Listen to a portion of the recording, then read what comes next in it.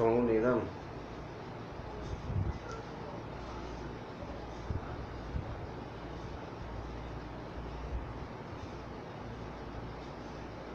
जब आदमी को खाना पानी ना मिलता तब आदमी ऐसे बातें करता, ठीक है।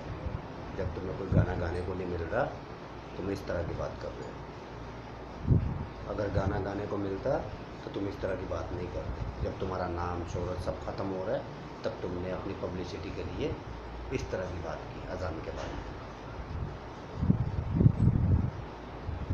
तुमने सोचा कि तुम्हारी पब्लिसिटी होगी और मीडिया में तुम्हारा नाम रोशन होगा, ठीक है।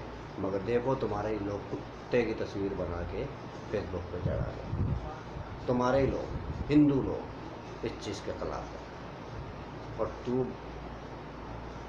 पता नहीं किस मिट्टी का बना है। तेरे को तो फांसी देनी चाहिए, फांसी, ठीक है।